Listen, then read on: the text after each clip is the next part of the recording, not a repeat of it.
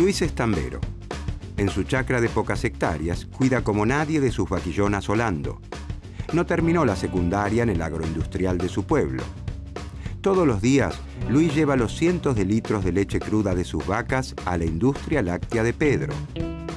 Pedro es un productor de lácteos que pasteuriza, envasa y convierte en quesos, yogures y cremas la leche de todos los tamberos de la región. Pedro tuvo la oportunidad de estudiar, de especializarse en los procesos de los distintos productos de la industria láctea y tiene un ingreso muy superior al de Luis. Luis quiere progresar, quiere aprender a elaborar sus propios quesos y cremas para convertirse en un empresario de la industria. Pero siguiendo el razonamiento de los clásicos y neoclásicos, Pedro le sugiere que no se meta en temas tan engorrosos, que se dedique a cuidar y a ordeñar sus vaquitas, que es el mejor en eso, y que le deje a él todo el tema de la producción, que para algo estudió, invirtió en maquinarias y equipos y maneja el tema como nadie. ¿Por qué Luis no puede producir sus quesos, envasar su leche y venderla para generar un mayor ingreso? ¿Por qué ocurre algo parecido con los países que parecen destinados a especializarse en una única actividad y no pueden producir bienes de mayor calidad tecnológica para venderlos al resto del mundo y generar así una mayor riqueza para su pueblo? ¿Qué escuela de pensamiento económico podrá ayudarnos a entender estas cuestiones?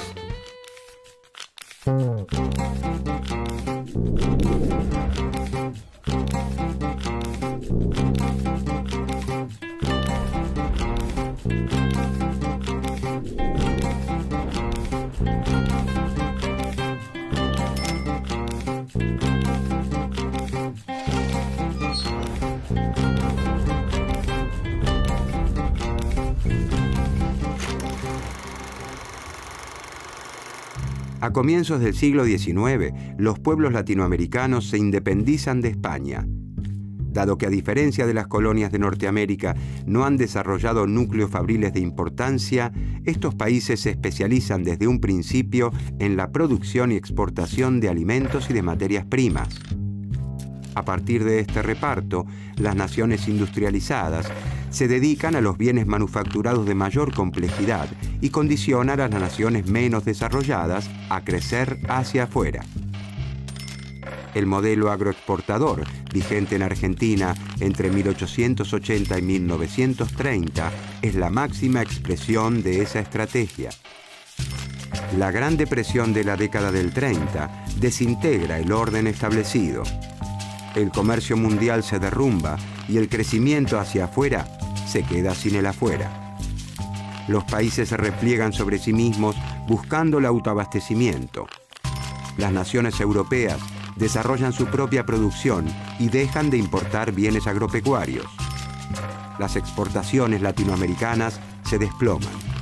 A los países del sur ingresa menos moneda dura, fundamentalmente dólares, necesarios para la compra de los bienes industrializados que el norte fabrica. Ya no es posible adquirir aquellos bienes manufacturados que no se producían localmente. Los países latinoamericanos se ven forzados a un cambio de rumbo. No existe otra opción que fabricar aquello que venía del extranjero. Sin proponérselo ni desearlo inicialmente, comienzan a desarrollarse procesos industriales que sustituyen importaciones por producción local. Surgen cada vez más empresas que contratan cada vez más trabajadores que ganan mejores salarios, que demandan entonces los bienes que esas empresas producen. Este esquema de crecimiento hacia adentro tiene un especial desarrollo en los países de mayor tamaño de la región, como Brasil, México y Argentina. Las incipientes empresas latinoamericanas son protegidas de la competencia extranjera gracias a los aranceles que establecen los gobiernos de la región. Además, se les otorgan créditos para que adquieran su equipamiento y se crean empresas públicas de modo que el Estado desarrolle actividades estratégicas. Se impulsa fuertemente la educación, la investigación científica y el desarrollo de la tecnología local. Se fundan organismos públicos para la difusión del conocimiento entre empresas industriales y agropecuarias.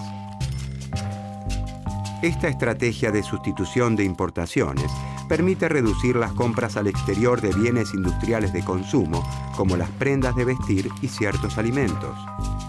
Con el tiempo, se extenderá a industrias cada vez más complejas. Sin embargo, el propio desarrollo de estas industrias comienza a generar un cuello de botella.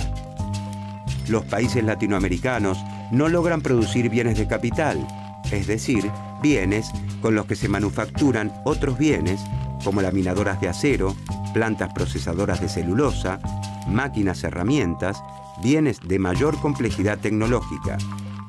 Vuelven a faltar dólares para importar esos insumos y maquinarias. En ese contexto, buscando superar esos desafíos, surge el pensamiento estructuralista latinoamericano.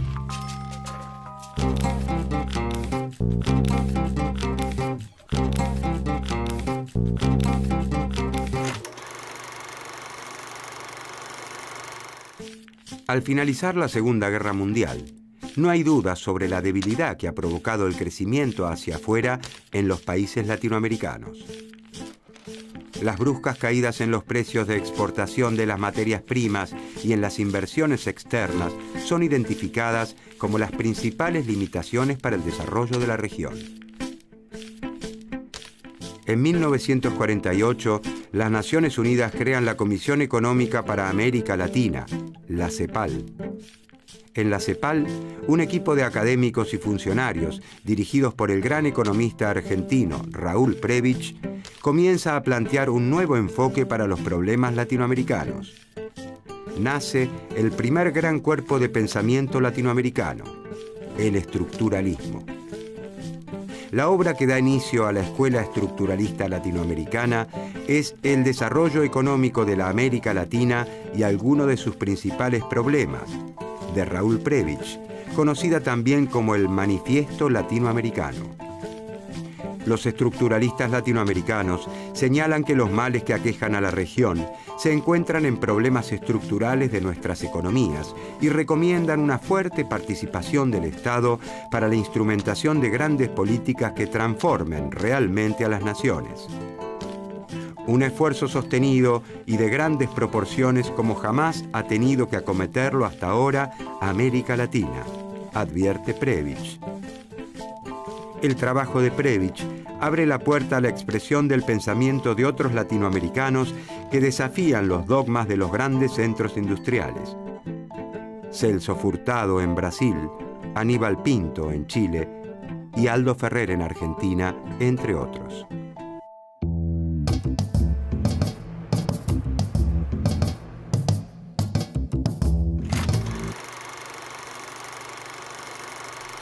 El pensamiento dominante, gestado en los países centrales, establecía que cada país debía especializarse en lo que hacía mejor, como si esto último fuera algo natural y no un producto de la historia. Según esa división internacional del trabajo, los países latinoamericanos, al contar con abundantes recursos naturales, han sido condenados a la producción de bienes primarios, y a los países centrales, que disponen de abundante capital, les corresponde dedicarse a los bienes industrializados que requieren de tecnologías más modernas. Los estructuralistas se preguntan entonces, ¿por qué no podemos producir en América Latina bienes industrializados que se pueden vender más caros en el resto del mundo y que generan una mayor riqueza para nuestros países? Los estructuralistas señalan entonces que existen dos polos con desempeños y realidades bien diferentes, el centro y la periferia. Pertenecen al centro los países que marcan el rumbo de la economía mundial, naciones industrializadas con poco desempleo y altos niveles de vida, con gran influencia en los mercados y en el sistema financiero internacional. A la periferia la conforman los países con estructuras productivas menos desarrolladas que conviven con altos niveles de desempleo, de pobreza y sujetos a las reglas de juego establecidas por los países centrales. Para los estructuralistas, las diferencias entre el centro y la periferia no se resuelven con el paso del tiempo, sino todo lo contrario. Tienden a acentuarse y son cada vez más amplias. El subdesarrollo es un modo de ser específico en ciertas naciones que requiere políticas públicas particulares para resolverlo.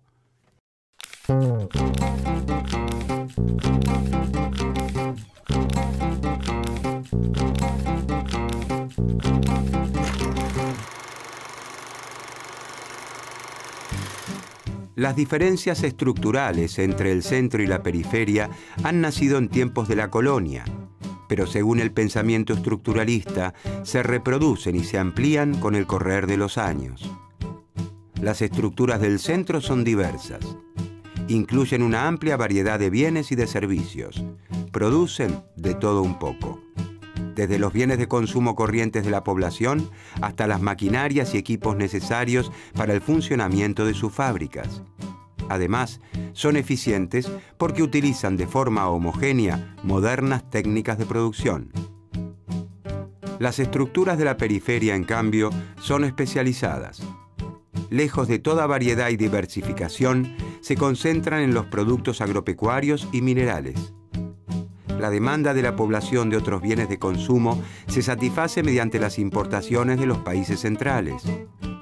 La estructura, además, es heterogénea porque coexisten las actividades que se destinan a exportaciones hacia el centro y que evidencian un gran desarrollo tecnológico, con otras totalmente relegadas que solo interesan a la periferia. Como consecuencia, conviven en América Latina áreas sumidas en el atraso con otras muy modernas. La pobreza extrema con la riqueza. El sector rural latinoamericano, al incorporar equipamiento en reemplazo de mano de obra, expulsa a miles de trabajadores que se trasladan a las ciudades en busca de una vida mejor. Sin embargo, la atrasada industria no tiene la capacidad suficiente para absorber a todos esos trabajadores desocupados y a los que se incorporan como consecuencia del crecimiento de la población. De esta forma, una porción mayoritaria queda relegada y vive en pésimas condiciones en los barrios marginales que rodean las ciudades.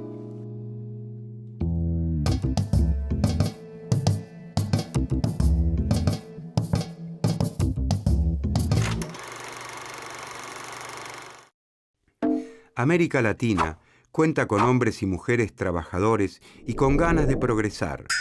Abunda en recursos naturales de los más diversos y cuenta con empresas grandes, medianas y pequeñas en las diversas ramas de actividad. Pero le falta un ingrediente insustituible para seguir creciendo. No puede fabricar por sí misma dólares. Ni los pesos argentinos, chilenos, uruguayos, ni los reales brasileños sirven para comprar maquinaria importada. Se necesitan dólares contantes y sonantes. Como la existencia de dólares dependerá del éxito de las exportaciones de alimentos y de productos primarios, y estas exportaciones fluctúan constantemente en precios y en cantidades, la compra de insumos y maquinarias al exterior se ve interrumpida constantemente. Los estructuralistas denominan esta principal limitación al desarrollo latinoamericano como la restricción externa. La disponibilidad de moneda extranjera para afrontar las importaciones que aún no han podido ser sustituidas por la producción nacional se reconoce como un desequilibrio estructural, recurrente, cíclico. Origina caídas en la producción y el empleo. Provoca incertidumbre en los empresarios que dudan en invertir por miedo a que una nueva crisis pulverice sus ganancias. Además, para superar la escasez recurrente de dólares, los países latinoamericanos contraen deuda externa, pero no porque no tengan recursos, sino porque no disponen de moneda extranjera.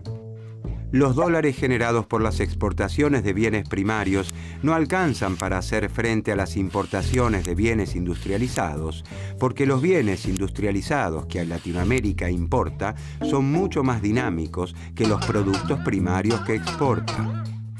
Los avances tecnológicos les permiten a los países centrales sustituir cada vez más los productos naturales que produce la periferia por artículos artificiales, como fibras sintéticas en lugar de algodón y plásticos en lugar de caucho, entre otros.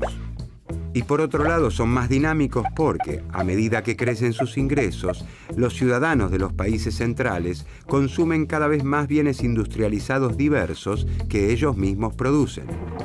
Para superar el principal limitante al desarrollo de la América Latina, la restricción externa, los estructuralistas proponen un cambio radical en las economías de la región, profundizando la industrialización.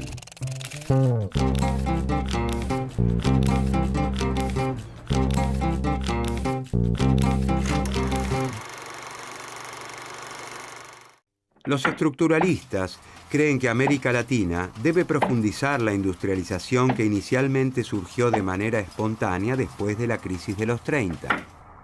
De esta manera, se reducirá la dependencia externa de bienes manufacturados de mayor complejidad y se aliviará la restricción externa. Al no depender de la importación de bienes de capital e insumos, el crecimiento de la región no se verá limitado por la falta de moneda extranjera.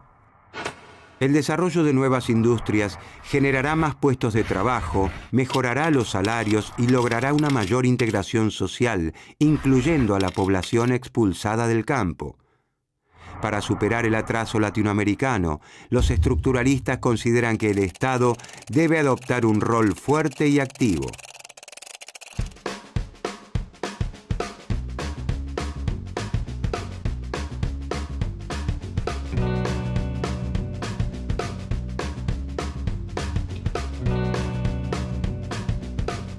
Con mucho esfuerzo, Luis, el tambero, ha estudiado una tecnicatura en procesos de la industria láctea, un plan de capacitación que el Estado lanzó para alentar el desarrollo de los productores. Con ese conocimiento, y gracias a un préstamo gubernamental que se les otorgó a todos los que completaron el curso, Luis se animó a producir sus quesos artesanales, sus mantecas. Después de varias idas y vueltas, Luis logró la primer gran aceptación de sus productos, la de su familia y sus vecinos, que los incorporaron de buen grado a la dieta diaria. Sin embargo, Luis sabe que, si quiere hacer de su emprendimiento una industria como la de Pedro, debe llegar con sus productos más allá de los límites de su campo. Necesitará más leche para procesar y sobre todo maquinarias, centrifugadoras, pasteurizadoras, cámaras, envasadoras. ¿Cómo podrá hacer Luis para desarrollar su emprendimiento y llegar algún día a competir con los productos de Pedro el Industrial? ¿Qué más tienen para aportar en ese sentido los estructuralistas sobre el desarrollo de la economía de la región?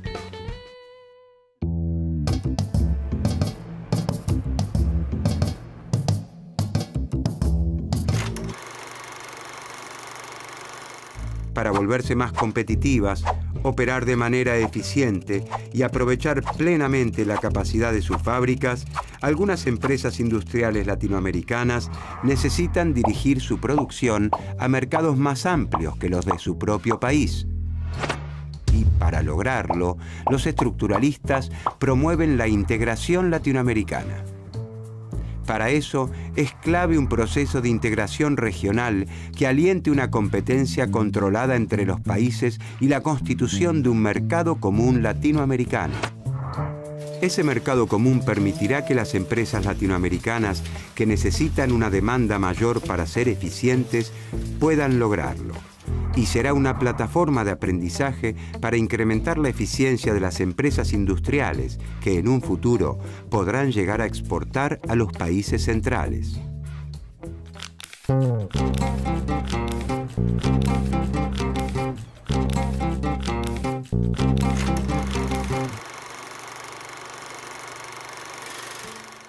En un primer momento, y gracias a la estrategia de sustitución de importaciones, se crean cientos de miles de puestos de trabajo en la industria. Los trabajadores reciben mejores salarios y la pobreza se reduce notablemente en toda América Latina. Sin embargo, la restricción externa no puede resolverse. Las nuevas industrias requieren insumos, maquinarias y repuestos del exterior. Además, las empresas transnacionales instaladas en la región envían gran parte de los beneficios a sus países de origen y agudizan la escasez de moneda extranjera. Las industrias nacionales no logran exportar al resto del mundo y las que sobreviven lo hacen gracias a políticas proteccionistas permanentes que les permiten competir. Un grupo de pensadores latinoamericanos, los teóricos de la dependencia, adoptan posturas más radicales que los estructuralistas y proponen el socialismo como vía alternativa. La crisis derivada del shock del petróleo en 1973 y 1974, que encarece abruptamente el precio de este insumo fundamental, es un duro golpe para la sustitución de importaciones y siembra el terreno para el predominio de las políticas neoliberales durante el último cuarto del siglo XX en América Latina. En Chile y Argentina, el liberalismo regresa con fuerza de la mano de regímenes militares de una violencia inusitada. Los dictadores y sus técnicos aseguran que los problemas latinoamericanos se deben a la excesiva intervención del Estado en la economía y que los países tienen que aceptar el lugar que se les ha asignado en la división internacional del trabajo, especializándose en los bienes primarios para los que se encuentran mejor dotados y terminar con la protección a la industria para que sobrevivan las empresas industriales capaces de competir con las grandes empresas de los países centrales. Durante los últimos años, Latinoamérica viene desarrollando una nueva etapa, una concepción alternativa del orden económico internacional. El pensamiento estructuralista vuelve a cobrar gran actualidad.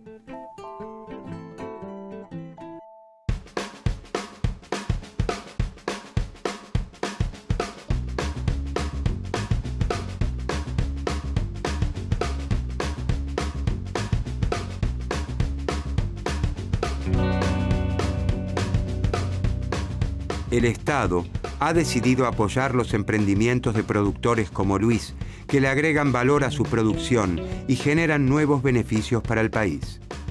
Luis se asoció con otros productores lácteos de la región con los que compartía las mismas ansias de progreso. Juntos se establecieron como una cooperativa. Adquirieron maquinarias gracias a los préstamos a muy baja tasa que les otorgó el Estado. Sus quesos, yogures, leches y mantecas con marca propia comienzan de a poco a ganar espacio en las góndolas de los mercados de la región, del país y del mundo. Por primera vez, Luis y sus socios sueñan despiertos mientras contemplan la Vía Láctea.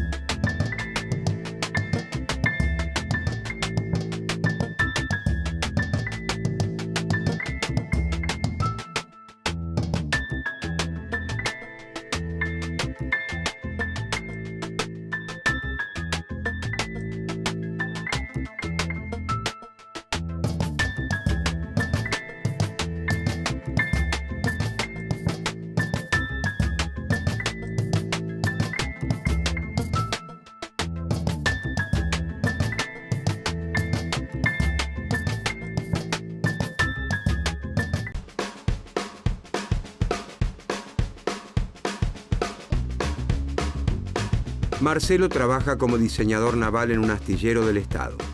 Desde su inauguración, a mediados de los años 50, el astillero ha crecido de manera sostenida hasta convertirse en uno de los más importantes de la región. Cuando la construcción se completa, a fines de los años 60, cuenta con talleres de caldería, herrería, mecánica, electricidad, velería, carpintería, fundición o moldería. Precisamente en este último sector trabaja Marcelo. A lo largo de su carrera como modelista, Marcelo ha tenido la oportunidad de diseñar buques de guerra y mercantes. Sin embargo, a principios de los años 90 se decide la privatización del astillero y otras empresas estatales como parte de una política neoliberal de crecimiento hacia afuera y de reducción del gasto público. ¿Cuál será el destino del trabajo de Marcelo y el del astillero con la implementación de las políticas neoliberales?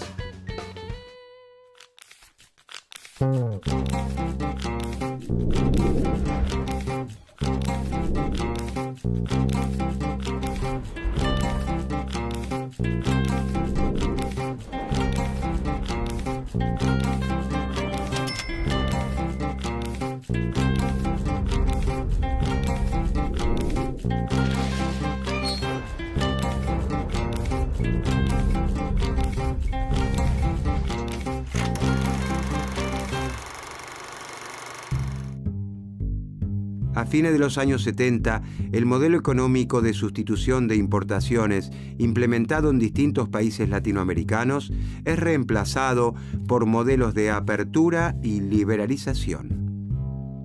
Es el regreso a los preceptos de los tiempos previos a la crisis del 30, donde el mercado es el único que cuenta con la racionalidad necesaria para permitir el mayor bienestar posible para todos.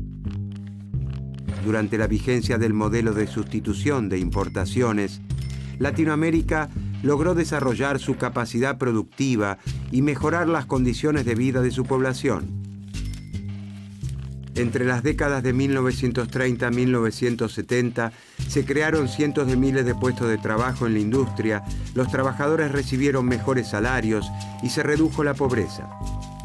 Latinoamérica y muchas regiones del mundo prosperaron gracias a la instalación de nuevas fábricas y se formaron numerosos ingenieros, técnicos y obreros calificados especializados en las distintas ramas de la industria. El modelo, inspirado en parte por el New Deal norteamericano, se basaba en el acceso al consumo de los sectores populares. Por lo tanto, los productos de la industria no eran fastuosos, sino más bien simples.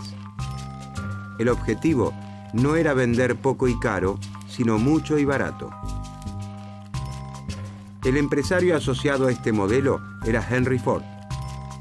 Su modelo de producción reconocía que si sus trabajadores cobraban buenos salarios, estarían en condiciones de comprar sus autos. Si los explotaba para reducir costos, sus autos difícilmente encontrarían un mercado. El Estado jugaba un rol claro en la economía, tanto en los países centrales como en los periféricos. Si destinaba sus recursos a la salud, la educación pública, la protección social, la obra pública y hasta los seguros de desempleo, las personas dispondrían de dinero para volcar al mercado mediante la compra de distintos bienes y servicios. Existía consenso en que esto era lo mejor para todos, los capitalistas y los trabajadores. Sin embargo, en Latinoamérica, las crisis recurrentes por la falta de divisas para financiar las importaciones no pudieron evitarse. La producción se volcaba fundamentalmente al mercado interno, pero se requería de insumos, maquinarias y repuestos importados. La necesidad de dólares para adquirirlos superaban a las divisas que generaban las exportaciones agropecuarias y se producía una nueva crisis.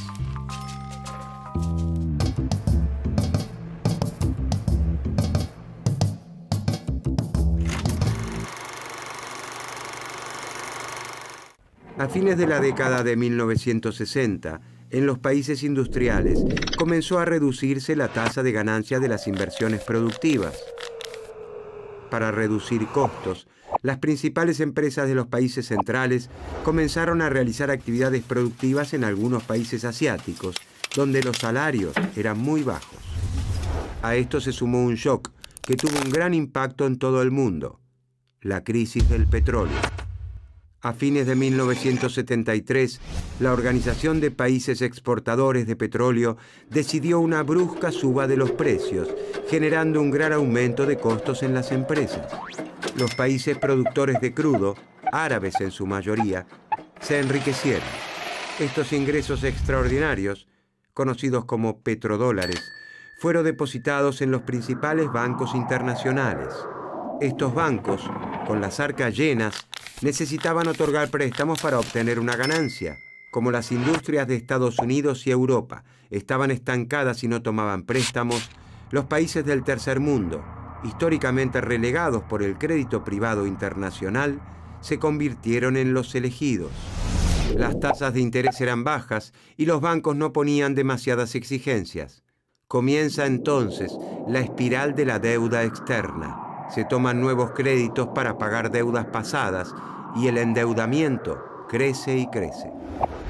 A partir de reformas que avanzan sobre las leyes de todo el mundo, el capital comienza a cruzar libremente las fronteras nacionales. Aparecen con el tiempo crisis financieras recurrentes debidas a la falta de regulaciones que protegen a los países de la entrada y salida de flujos especulativos. El crecimiento de la deuda externa en los países periféricos los comprometía a realizar pagos por intereses. Cuando en la década del 80 las tasas de interés aumentaron, la deuda se hizo imposible de pagar. La plata dulce se volvió salada. Esto agravó la situación económica y social de la región. A la falta de divisas se le sumó el peso creciente de la deuda externa. Como gran parte de la deuda externa era pública, el aumento de los intereses incrementó los gastos de los estados nacionales. Los países latinoamericanos se vieron obligados a disminuir el gasto público, como aquel destinado a hospitales y escuelas públicas, y a incrementar los impuestos para hacer frente a los pagos de la deuda. La deuda externa comienza a ser uno de los principales limitantes para nuestro desarrollo, un verdadero grillete. Los organismos internacionales de crédito, como el Fondo Monetario Internacional, utilizarán la limitación que establece la deuda externa para imponer sus políticas económicas en los países del sur a cambio de brindar nuevos créditos.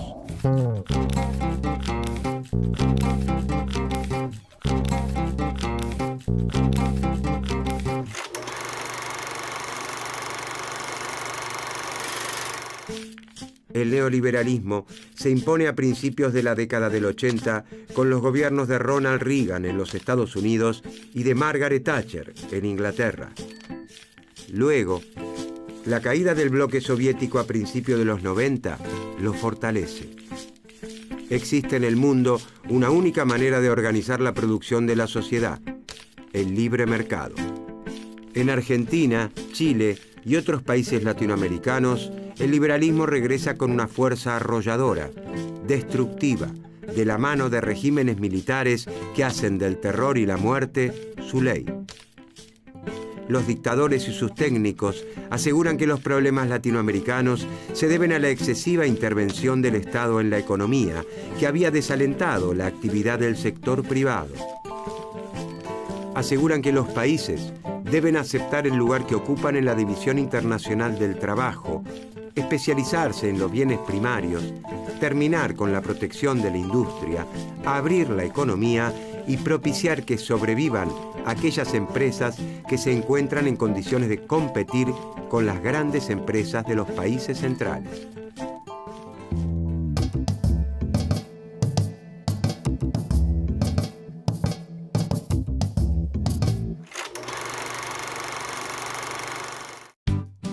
La escuela monetarista tiene su auge en los países centrales en las décadas de 1970 y 1980. También se la conoce como la Escuela de Chicago, ya que muchos de sus integrantes se formaron en la Universidad de Chicago. En 1976 y 1982, Milton Friedman y George Stigler, dos de sus principales referentes, ganan el Premio Nobel de Economía. A partir de entonces, la Escuela de Chicago es la expresión del pensamiento económico dominante. Muchos economistas latinoamericanos se forman en esta escuela y adaptan sus ideas a nuestras naciones cuando ocupan lugares de influencia en sus países de origen. A esos cuadros técnicos se los conoce como Chicago Boys. La influencia ideológica que acarrea la formación en el exterior se la trata de disimular como especialización técnica. Las políticas económicas ya no se adaptan a las particularidades de cada país, pues se las considera universalmente válidas. Este pensamiento único liberal se extiende y fortalece a todos los puntos del globo.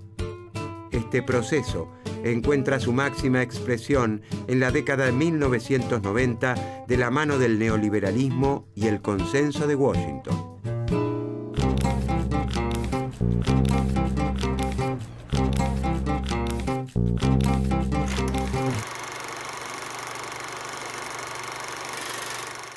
En 1989 se realiza un encuentro en la ciudad de Washington promocionado por el Fondo Monetario Internacional y el Banco Mundial. Participan funcionarios y académicos de las principales economías occidentales. Como resultado del encuentro, se alcanza un consenso sobre cuáles eran las políticas económicas que los países latinoamericanos debían adoptar para lograr un crecimiento sin inflación y para obtener los créditos del mundo desarrollado. El establishment mundial se propone orientar la gestión económica y social de los países endeudados con sus verdades, sus medicinas universales, que llegan en los maletines de los expertos del Fondo Monetario Internacional que visitan los países de la región. El consenso de Washington tendrá desde entonces una gran influencia en las políticas seguidas por los países periféricos. La misma medicina es recomendada para pacientes de distintas partes del globo. Se establece una vara universal para evaluar el buen o mal gobierno de cada país en función de cómo aplica dichas políticas. Muchas universidades latinoamericanas compran esas verdades y forman profesionales afines a estos intereses.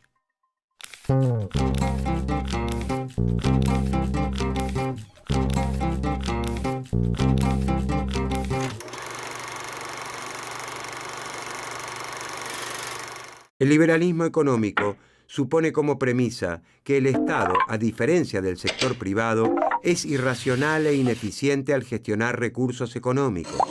El Estado no sabe gestionar, es ineficiente, corrupto, molesta. Los empresarios, en cambio, toman decisiones acertadas, quieren hacer las cosas bien. La competencia con otros empresarios es un incentivo para ofrecer productos cada vez mejores y más baratos. Por eso, los consumidores los seguirán eligiendo y no los reemplazarán por otras marcas. Los liberales dicen que los mercados van encontrando ellos mismos el equilibrio si se los deja funcionar libremente. Dejarlos funcionar libremente significa que ni el Estado ni los sindicatos deben intervenir. Debe confiarse en el mercado como si fuese un dios. El Estado debe centrarse en garantizar la seguridad, administrar justicia para garantizar la ley y el orden, realizar ciertas obras de infraestructura esenciales y, fundamentalmente, proteger la propiedad privada. Confiar en el mercado, para los liberales, significa confiar en las señales que den los precios. Si el Estado interviene modificando los precios, las empresas y los consumidores no saben cómo actuar. Para los neoliberales, todos los precios deberían moverse libremente, aunque se trate de productos esenciales para la vida o del salario de los trabajadores. Si hay desempleo, aseguran, se debe a que los salarios son demasiado elevados. Por eso propone la flexibilización del mercado de trabajo, los esquemas de pasantías, la reducción de las indemnizaciones y el corrimiento del Estado como regulador del mercado de trabajo.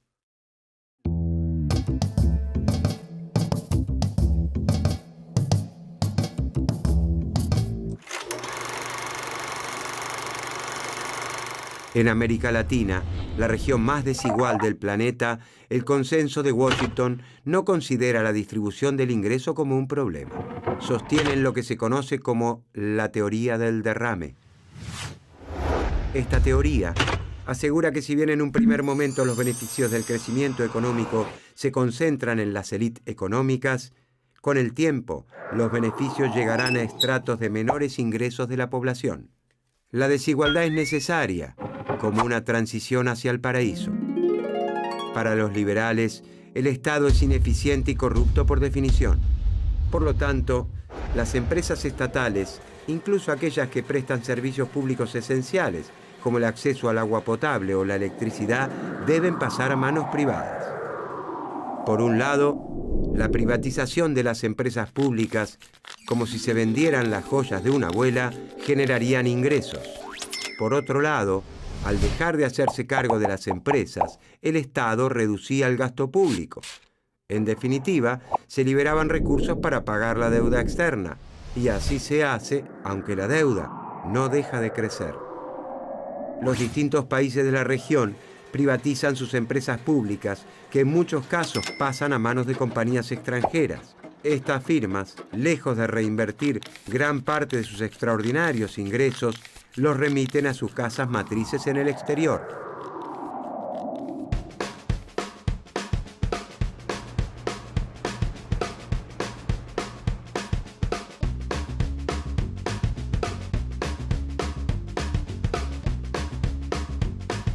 Durante la década de 1990, el astillero donde trabaja Marcelo pasa a manos privadas.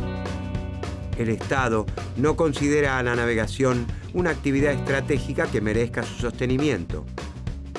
Los nuevos dueños reducen la actividad a los sectores donde pueden obtener algún beneficio extraordinario. La mayoría de los talleres son desmantelados y miles de trabajadores son despedidos. Marcelo conserva su puesto de trabajo, pero ya no se emplea como modelista naval. Solo se limita a confeccionar presupuestos, proponer modificaciones o reparaciones mínimas. La falta de inversión y la apertura al mercado mundial hace imposible la competencia con las compañías navieras más experimentadas y tecnificadas del mundo. ¿Cómo justifican los neoliberales la situación de Marcelo y de millones de latinoamericanos?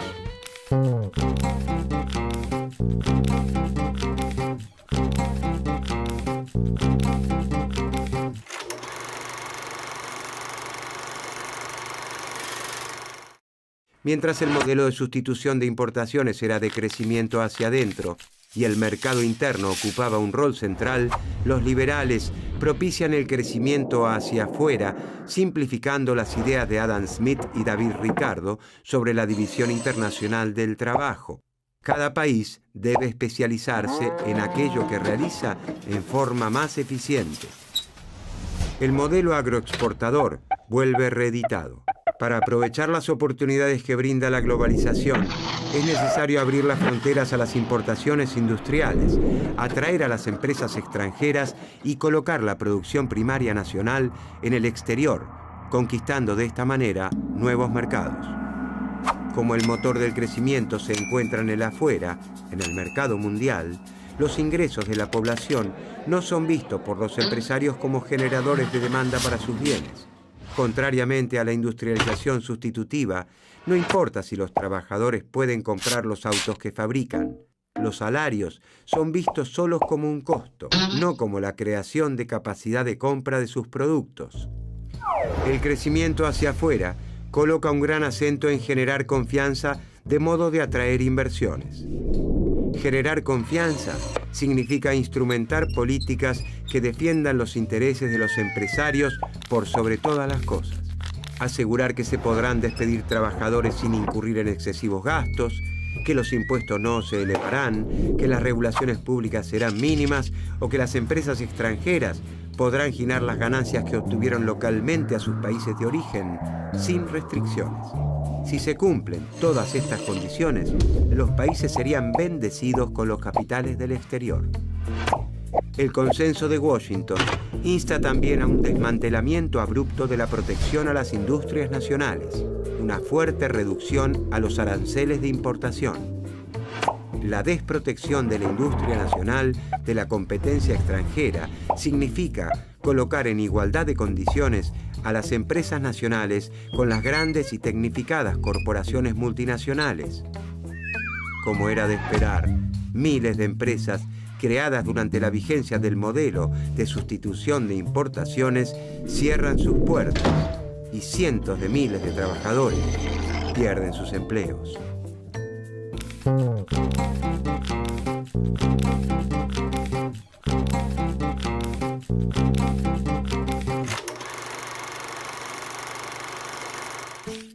Durante las décadas de 1980 y 1990, los países de América Latina llevan adelante las reformas estructurales propuestas por el Consenso de Washington.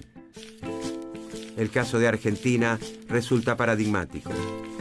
Se incorpora al nuevo esquema desde fines de la década de 1980 y lo hace del modo más extremo. Es el primer país en avanzar en la desregulación y apertura del sistema financiero y de la total liberalización de los flujos de capital. Se privatiza a la mayoría de las empresas públicas. La protección de la industria se reduce a la mínima expresión. Hacia el fin de la década, los resultados están lejos de ser los que auguraban los liberales. El crecimiento económico es pobre. La pobreza y la indigencia alcanzan niveles nunca vistos. Las crisis son recurrentes. se profundiza la desigualdad con enormes masas de la población sumergidas en la marginalidad. Los grandes ganadores de estas políticas son las empresas transnacionales.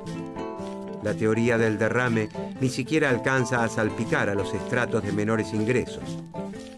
Pero las élites económicas nadan en la abundancia.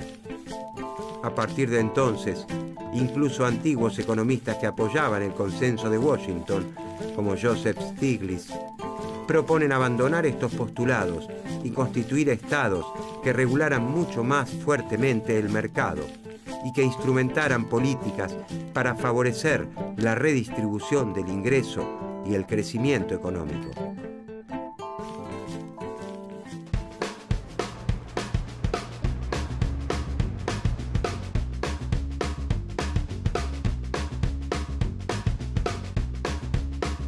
El fracaso de las políticas neoliberales lleva a un cambio de rumbo. Tras una crisis económica de proporciones nunca vistas, el Estado vuelve a hacerse cargo de las empresas estratégicas, entre las que se encuentra el astillero donde trabaja Marcelo. Se decide un plan de inversión y los viejos talleres desmantelados por deficitarios reabren e incorporan nueva tecnología. Para recuperar el antiguo nivel de actividad del astillero, el Estado estimula la firma de nuevos contratos, especialmente con los países de la región que deseen manejar o modernizar su flota. Marcelo desempolva sus viejos planos, traza en su computadora nuevos diseños y espera que se sostenga el viento a favor.